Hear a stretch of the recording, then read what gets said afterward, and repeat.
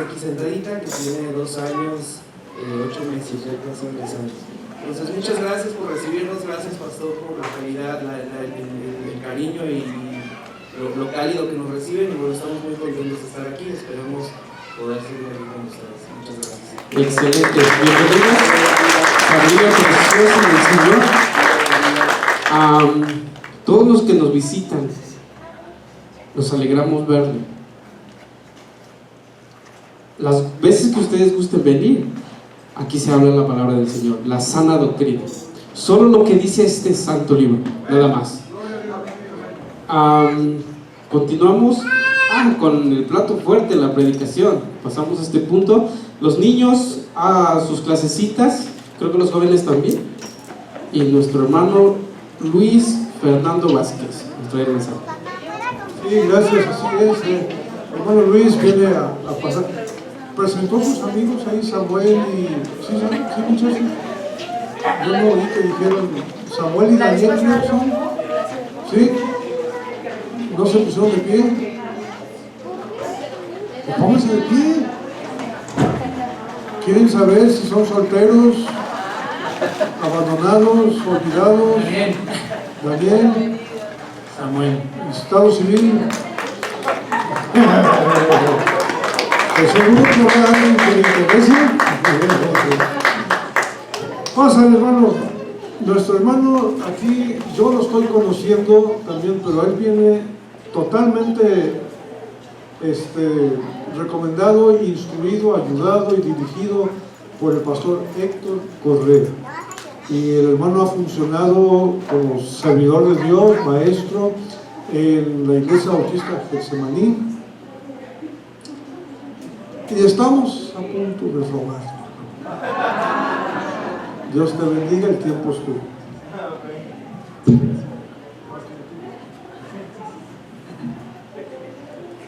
bueno, el domingo que los visitamos, que fue hace 2 o 3 domingos, vi que el pastor pasa sus notas, entonces les traje unas hojitas también para que ustedes vayan escribiendo y pues también esperando que sea de utilidad para ustedes. Y pues bueno, cuando el pastor me hizo la invitación para predicar, yo dije, híjole, ¿de qué voy a hablar? ¿No? ¿De qué predico? Y estuve como una semana así de, no, ¿qué hago? A ver, escarbando, ¿no? Así por todos lados a ver qué tema, qué pasaje tocar, ¿no? Y alguna vez el pastor Correa precisamente me dijo, ¿no? Pues es que no podemos enseñar otra cosa que lo que aprendemos nosotros, ¿no? Y precisamente ahorita estoy leyendo un libro sobre Adán y Eva, y en uno de los capítulos habla mucho sobre la misericordia, y lo tenía muy presente, entonces dije, sobre la misericordia, ¿no? Entonces, y fue más que nada, esa fue la forma, ¿no? Eso fue lo que Dios me estuvo diciendo, o me ha estado hablando como en las últimas 2 semanas, más o menos, a través de este libro. Entonces, leyendo un poquito más, me gustó mucho el pasaje sobre el cual vamos a meditar el día de hoy, que es Miqueas, capítulo 7, versículos 18. Ahí está también en sus notas, por ahí donde lo puse, del lado donde está la Reina Valera, puse también el 19, ese se me brincó, fue por error. Vamos a ver solamente el 18. Entonces, antes de empezar, vamos a orar. Amado Padre Celestial, te damos muchas gracias, Señor bendito, porque tú nos permites estar aquí reunidos, Señor, para alabarte, Señor, para adorarte, para aprender un poquito más de ti, Señor, pero también para ser mejores a través de tu instrucción. Te suplicamos, Señor, que tú tomes el control de este tiempo, que tú permitas, Señor, que todo lo que se diga en este momento, Señor, sea para honra y gloria tuya, Padre Celestial, y que nos permitas llevar este mensaje en nuestros corazones para aplicarlo en nuestra vida, Señor, durante el resto de nuestra semana. Nos ponemos en tus manos, Señor, nos entregamos a ti en cuerpo, en mente y en espíritu, en el nombre de Jesús, tu Hijo. Amén. Muy bien. Antes de comenzar con el mensaje, me gustaría darles un poquito de contexto sobre Miqueas, así nomás rapidito, para entender más o menos por qué dice lo que dice y hacia dónde apunta precisamente lo que está diciendo Miqueas en este pasaje, porque es prácticamente al final del libro. Entonces, pues hay mucha historia detrás de ese pasaje, ¿no? Entonces, parte del contexto, ¿qué es? Realmente no es un contexto como muy favorable. ¿Por qué? Porque cuando Miqueas escribe más o menos al mismo tiempo, casi contemporáneo que Isaías, el pueblo de Israel casi acababa de ser conquistado por los asirios. Primero cayó el reino del norte, ya se habían separado, todo lo que era la nación de Israel se había separado en dos, el reino del norte y el reino del sur, ¿no? Entonces el reino del norte ya había caído por completo, o sea, Samaria ya había sido conquistada por los asirios completamente, ¿no? Que ese era el reino de Israel. Y el reino del sur, que era donde estaba Jerusalén, no fue conquistado, pero digamos que perdonaron a Jerusalén y al rey Ezequías, que era el rey del momento, ¿no? Entonces digamos que los dejaron intactos, pero les dijeron: te vamos a cobrar impuestos. Entonces los asirios llegan, toman toda la región, empiezan a cobrar impuestos en Jerusalén y empiezan a someter al pueblo judío. Esto inicialmente pues es un problema, ¿no? Porque primero fueron conquistados y después en Jerusalén pues empiezan a cobrar estos impuestos. Pero como el imperio asirio era muy grande, después empieza a haber pues prosperidad material, les empieza a ir bien económicamente, pero eso hace que se empiecen a enfriar espiritualmente el pueblo de Dios. Entonces, así como Isaías, Miqueas, o el mensaje de Miqueas es muy parecido, es también en el sentido de: oigan, recuerden que nosotros fuimos llamados para esto, esta es nuestra misión, nosotros somos el pueblo de Dios, nosotros estamos llamados para esto, para esto, para esto. Entonces, más o menos ese es el enfoque de Miqueas, y si lo pudiéramos resumir como en una sola frasecita es: la fe debe tener un efecto en nuestro entorno o en nuestra sociedad. ¿Por qué? Pues porque ya se habían enfriado, ¿no? O sea, los judíos, digamos que profesaban su fe, pero no se veía. Entonces, o sea, básicamente no representaban un cambio para su pueblo o para los pueblos que lo rodeaban debido a la conquista del imperio asirio. Entonces eso es importante, porque entonces ahora vemos cómo es ese proceso o de dónde viene ese mensaje que les está diciendo Miqueas, ¿no? Y por ahí hay un comentario, que es el comentario bíblico del Instituto Moody, que identifican tres temas principales. El primero es: vendrá juicio. El segundo es: la bendición vendrá después del juicio. Y el tercero es: la bendición será mayor que el juicio. Son como los tres puntos principales que destacan del libro completo de Miqueas. Y es muy curioso porque todo el libro es un ejemplo claro de cómo Dios actúa siendo perfectamente justo, pero también perfectamente misericordioso. Ahorita lo vamos a profundizar un poquito más y lo vamos a aterrizar al tema del día de hoy. Y a mí lo que me llama mucho la atención es que precisamente esto, además de representarnos esto, tiene un paralelo muy claro con el Nuevo Testamento, con el mensaje del Evangelio del Nuevo Testamento. Porque si se fijan, primero tenemos a Juan el Bautista, ¿no? Que dice: hey, arrepiéntanse, que el reino de los cielos se acerca, ¿no? Que es muy parecido a esto de que hey, vendrá juicio, ¿no? Que dice Miqueas. Después llega Jesús y empieza a hacer milagros para traer un poco de ese reino de Dios a nuestra tierra, ¿no? Entonces empieza a traer bendición después del juicio. Pero después viene una bendición mayor, ¿no? Que es cuando Jesús asciende y entonces nos abre esa oportunidad de encontrar vida eterna también, ¿no? Entonces se me hace muy chistoso o muy interesante cómo hay este paralelo, ¿no? Entre los temas de Miqueas y el Nuevo Testamento.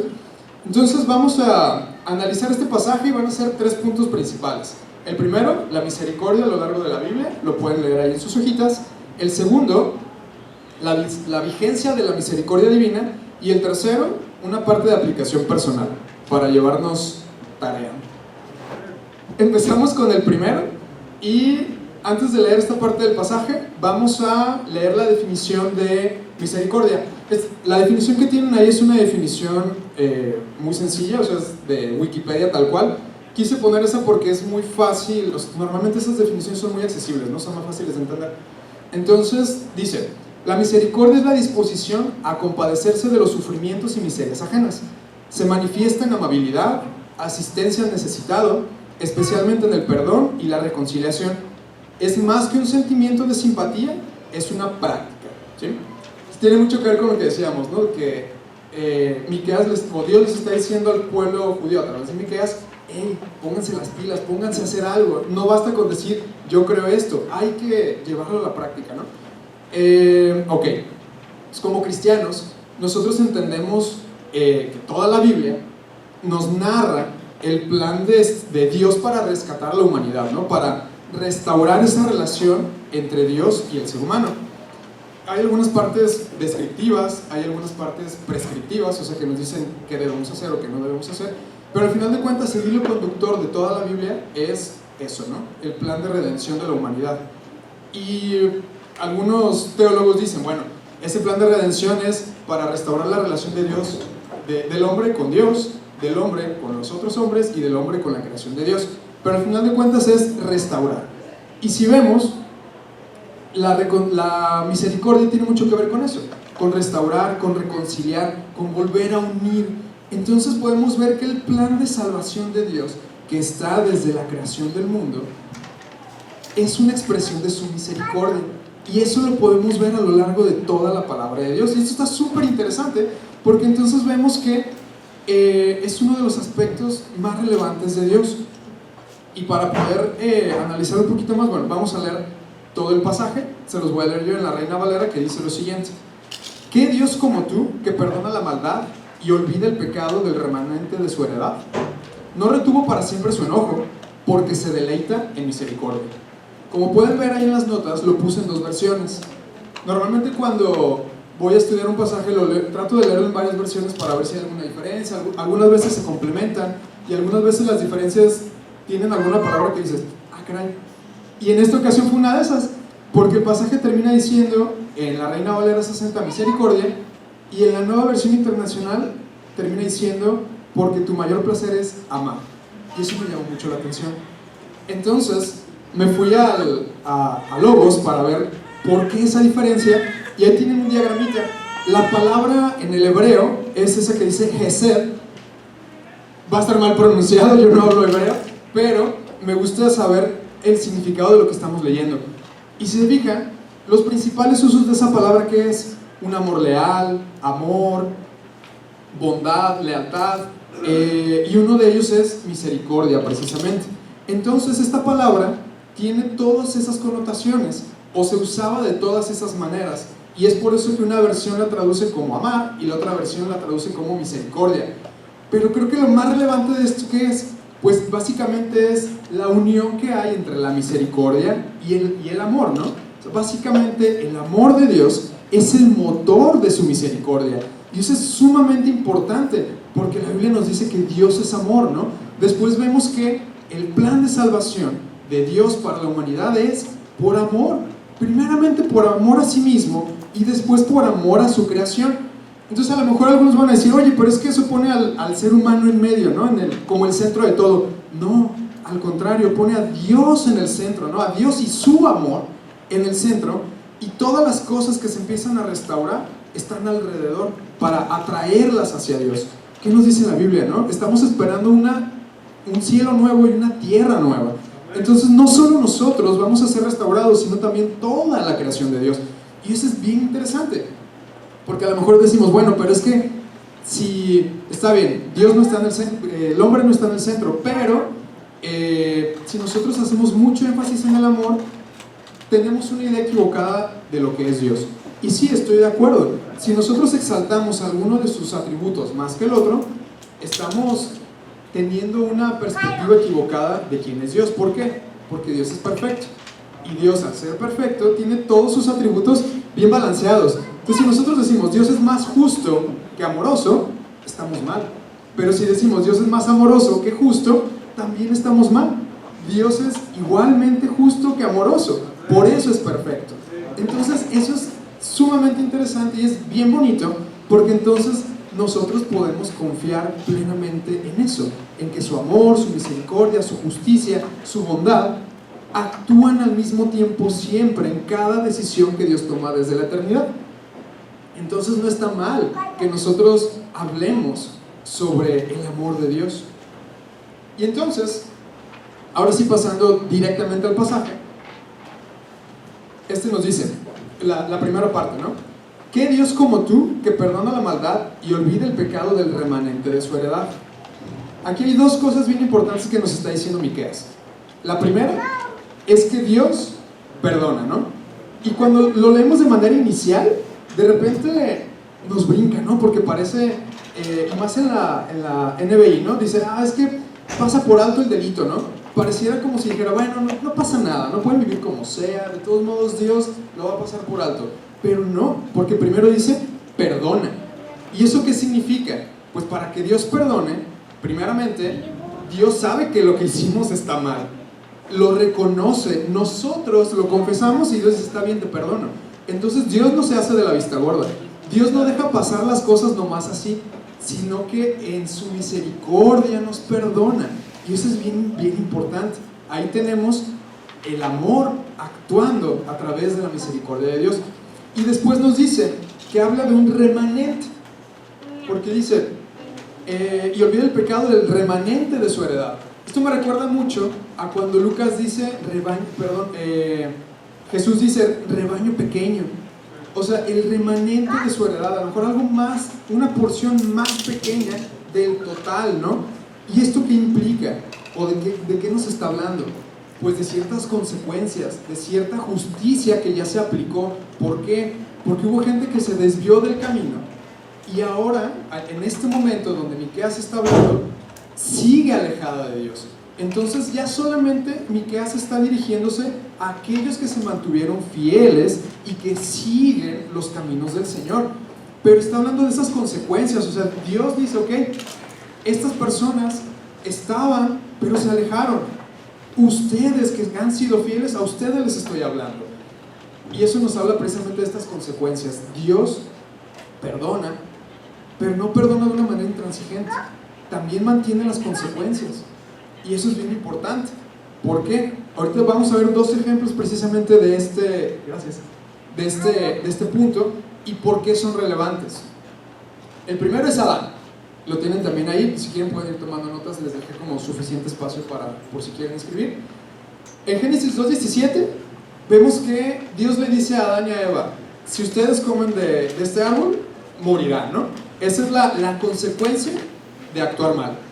Después en Génesis 3:23 al 24 viene la caída, ¿no? Adán y Eva desobedecen, comen del árbol y Dios los expulsa del Edén, del paraíso. Y después en Génesis 5, del 3 al 4, Dios los bendice ¿cómo? Pues teniendo hijos. O sea, les concede la bendición de tener una heredad.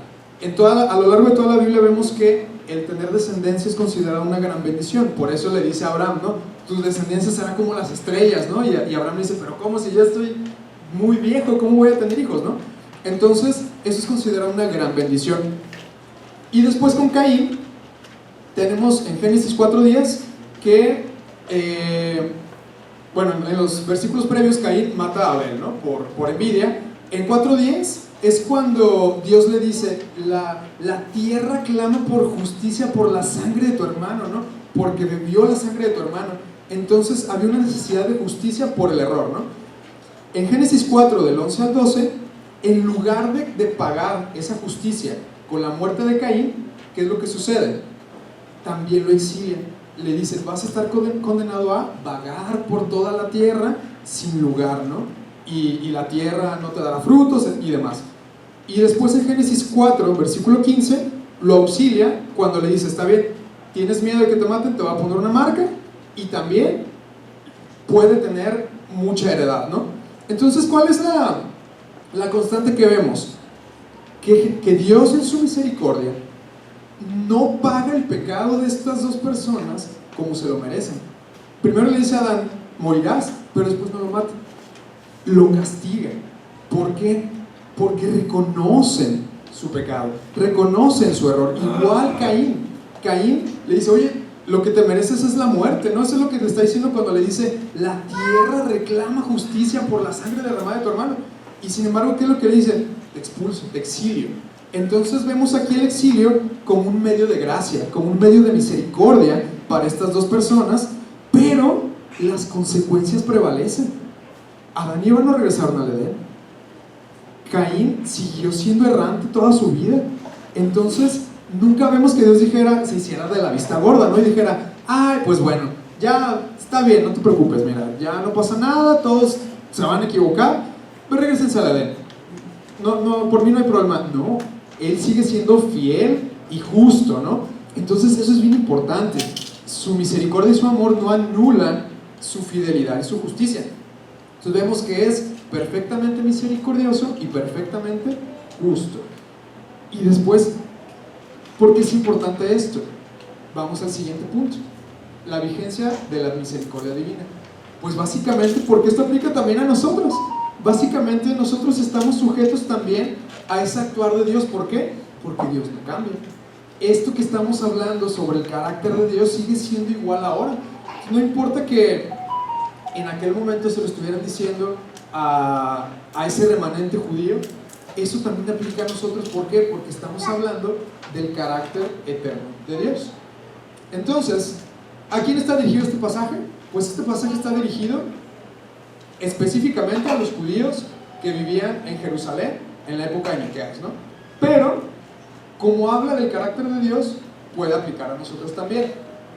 ¿Hay algún ejemplo de esto? Sí, claro. Vamos a revisar Lamentaciones 3, 22 a 23. Es un pasaje muy conocido que dice que grandes son sus misericordias y estas se renuevan cada mañana. Eso aplica también a nosotros. Nosotros somos sujetos a esa misericordia todos los días, que es nueva constantemente. Y si no, imagínense, con cada error que nosotros cometamos día con día, ya estaríamos fulminados, no hubiéramos llegado ni a los 10 años de vida. Entonces, esa misericordia es constantemente renovada. Igual, ¿no? Aquí Jeremías está escribiendo al pueblo de Israel, pero aplica a nosotros. ¿Por qué? Porque el objeto de lo que está hablando es Dios, es el carácter de Dios. Y aquí Jeremías no es una profecía precisamente sobre el pueblo de Dios, sino que está adorando y hablando verdad sobre nuestro Señor. Entonces eso es importante. Por lo tanto, esto aplica también para nosotros, ¿sí? Entonces, si aplica a nosotros, esto ya no se vuelve esa connotación catastrófica de la primera parte del libro de Miqueas, sino que ahora Miqueas empieza a hablar en un sentido más esperanzador, empieza a dar ánimo, empieza a dar aliento, y por eso el cierre del libro es tan esperanzador, ¿no? Porque al inicio ya habló como todo lo feo y ahora empieza a hablar, pero a ver, aún hay esperanza. El Señor es misericordioso, Él nos tira nuestro pecado al fondo del mar, ¿no? Entonces también para nosotros aplica eso, ¿no?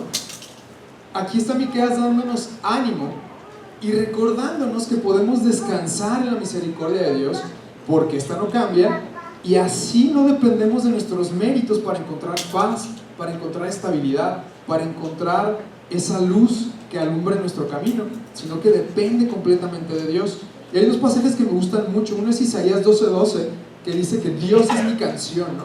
O sea, es mi motivo de gozo, mi motivo para seguir adelante, y no solamente en la tribulación, ¿no? Sino que pues, no solamente es porque me ayuda, sino porque en Él puedo encontrar gozo. Y esto a mí se me hace increíble, ¿no? Porque algunas veces nos olvidamos de esta parte cuando estamos en alguna dificultad, ¿no? Y es como de, bueno, pues mi canción, mi alegría está ahí en Él, ¿no? No está en mi situación, no está en mi entorno, está en Dios. Y el segundo es Filipenses 4:7, que básicamente nos dice que gracias a Él tenemos paz, ¿no? Esa paz que sobrepasa todo entendimiento. Y a veces es cuando decimos, no, pues es que estoy pasando un momento bien difícil, pero estoy tranquilo, ¿no? Estoy descansando en el Señor. Y eso es muy importante. Y la segunda parte de este pasaje nos dice que Dios no retiene para siempre su enojo. Y esto es sumamente importante. Para mí esto fue como lo que más me pegó, ¿no? ¿Por qué? Porque cuando estamos bien es difícil recordar eso, ¿no? Y decir, ay Dios, por tu misericordia, o es gracias a tu misericordia que hoy puedo ir a trabajar, que tengo salud, que mi familia está bien, que tengo un techo, etcétera, etcétera, ¿no? Pero ¿qué pasa cuando estamos mal, no? ¿Qué pasa cuando traemos un peso encima que nos dificulta ver estas bendiciones de Dios, ¿no? ¿Qué pasa cuando ya la regué? ¿Qué pasa cuando ya me tropecé? ¿Qué pasa cuando me caí, me equivoqué de tal manera que me cuesta trabajo ir a los pies del Señor? Pues Miqueas nos dice, tranquilo, Él no va a estar enojado contigo para siempre. De hecho, Él está esperándote. Él quiere estar cerca de ti, quiere que te acerques. Pero ¿qué es lo que sucede? ¿Cuál es la barrera necesaria para que nosotros nos podamos acercar e ir a Él en ese momento de dificultad? Pues 1 Juan capítulo 1 versículo 9 nos dice que si nosotros confesamos nuestros pecados, Él es fiel y justo para perdonar nuestros pecados, ¿no? Entonces esa es la única barrera. O sea, Miqueas nos dice, Dios está dispuesto a hacer su enojo a un lado. Y después en Jesús encontramos la forma de hacerlo, ¿no? ¿Cómo? A través del perdón, a través de la confesión de nuestros errores y de ir a los pies de Dios a través de Jesucristo para poder disfrutar de esa comunión plena con Dios. Entonces, mientras tanto, el enojo de Dios va a seguir ahí, pero Él está dispuesto a hacerlo a un lado. Entonces, acerquémonos a Él con confianza. Esa es la segunda parte de darnos ánimo. La primera es en esa parte positiva, ¿no? Cuando todo está bien, y uno dice, hey, sí, sigue echándole ganas, todo está bien, mira, Dios es fiel, Él te da paz, Él es nuestra canción, nos da gozo, ¿no? Pero la otra parte es, hey, te estás equivocando, va, pero Dios te sigue esperando, no va a estar enojado contigo para siempre. De hecho, quiere que estemos cerca de Él, Él nos está esperando. Entonces, tenemos la certeza de que podemos ir a Él con confianza, a reconocer nuestros errores y pedir perdón. Y esa relación va a ser nuevamente restaurada a través del sacrificio que hizo Jesucristo. Y esto es lo que les decía, que esto es lo que más me pegó, porque luego en esos momentos es cuando más queremos actuar nosotros, ¿no? Tenemos una dificultad y ahorita lo resuelvo. A ver, espérame, ahorita veo cómo le hago, voy para allá, no sé, lo que sea, ¿no? Pido dinero, o lo resuelvo aquí, o hago el viaje, o hablo con tal persona. Sí, claro, pero tratamos de resolverlo nosotros, ¿no? Y a veces cuando es una situación de nuestro entorno, ¿no? Y cuando es un problema de nosotros, que decimos, ya la regué, ¿no? ¿Cuál es nuestra primera intención la mayor parte del tiempo? Déjalo escondo, ¿no? O lo tapo, o lo cubro, o trato de enmendarlo por mi cuenta, cuando esa no es la vía. La vía es ir a los pies de Dios, ir a los pies de Jesucristo, y entonces nos reencontraremos con Dios nuevamente. Él nos está esperando, Él está ahí, su misericordia no cambia, su amor no cambia, su justicia no cambia, Él está ahí. Nosotros somos los que a veces nos alejamos, ¿no? Igual que el pueblo de Israel, igual que con el pueblo de Israel, Dios está ahí, dispuesto a ayudar, dispuesto a sostener, dispuesto a empujarnos para seguir adelante y parecernos cada vez a Jesús. Entonces vemos que al final del día sí aplica bastante para nosotros. No es algo que quede en un tema de hace 2500 años, no es algo que realmente tiene una aplicación viva para nuestro día a día. Y con eso pasamos precisamente al tercer punto, que sería la aplicación personal. Al inicio dijimos que la misericordia tiene un componente privado, es un sentimiento, básicamente, pero esa es solo la mitad. O sea, la otra parte de la misericordia es un componente práctico, ¿no? O sea, si nosotros nos quedamos en ese sentimiento, pues básicamente no estamos siendo misericordiosos, estamos quedándonos a medio camino, y lo más probable es que eso haga más daño que ayude, tanto para nosotros como para lo que nos rodea, ¿no? Y peor tantito, lo más probable es que nos aleje de Dios, ¿no? Porque a lo mejor vamos a poner ese sentimiento como algo muy exaltado, y eso nos va a alejar de nuestra realidad. Entonces es importante que consideremos ese componente práctico. ¿Por qué? Pues porque Dios así lo hizo. O sea, Dios es misericordioso, y Él no se quedó como de, qué bonita idea esta de la misericordia, ¿no? Sí, y ya no hizo nada, ¿no? No, vemos que a lo largo de la narrativa bíblica hace cosas con el pueblo judío, después con los apóstoles, con nosotros, hace cosas de manera constante para atraernos, para enseñarnos, para permitirnos ser mejores, y eso es bien importante. Entonces, si nosotros estamos llamados a ser imitadores de Cristo, para parecernos cada vez más a Él, pues entonces no podemos quedarnos a medias. Necesitamos poner en práctica ese sentimiento de misericordia, ¿no? Ese compadecimiento de las personas, hacer algo con ello, ¿no? Entonces, hasta ahorita hemos hablado de cómo Dios es misericordioso con nosotros, cómo lo aplicó con los judíos, con su creación, cómo Él está dispuesto y esperándonos ahí de manera constante. Pero si nosotros estamos llamados pues precisamente a hacer un cambio y a hacer luz y sal en esta tierra, pues entonces no podemos quedarnos a medio camino, ¿no? Estamos llamados también a ser misericordiosos entre nosotros, entre las personas que nos rodean, y eso es algo que puede costarnos mucho trabajo. Eso es algo con lo que a veces podemos batallar en el día a día, ¿no? ¿Por qué? Pues porque las rutinas, porque la vida, porque el ajetreo del trabajo, del día a día, a veces nos arrancan de esa misericordia, ¿no? Y a veces nos cuesta trabajo perdonar, nos cuesta trabajo dejar ir el enojo, o nos cuesta trabajo auxiliar en la necesidad a alguien, nos cuesta trabajo ser conscientes a veces de nuestro entorno, ¿no? A veces cuando vamos en un coche manejando es difícil ver si hay alguien pasando frío en la banqueta o si hay alguien con hambre debajo de un puente. ¿Por qué? Pues porque vamos rápido, ¿no? Entonces ese día a día muchas veces nos aleja, ¿no? Entonces es algo que esa misericordia, la parte práctica de la misericordia, es algo que no va a pasar si no lo buscamos. Tenemos que hacerlo de manera activa, tenemos que hacerlo nosotros de manera intencional, porque si no, nunca va a pasar.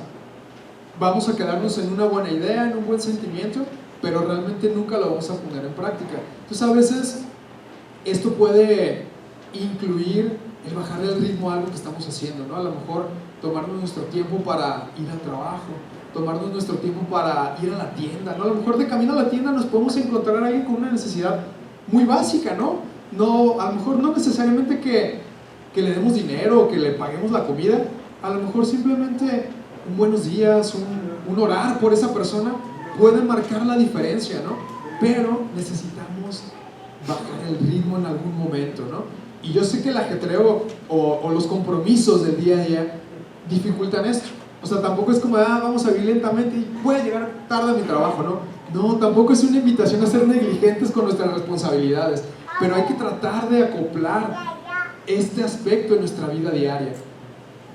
Y para esto vamos a revisar dos pasajes que están ahí. El primero es Mateo 25, versículos del 34 al 40. No lo vamos a leer todo porque está un poquito largo, pero es cuando Jesús les dice, de cierto les digo, ¿no? Que cuando ustedes, o sea, cuando ya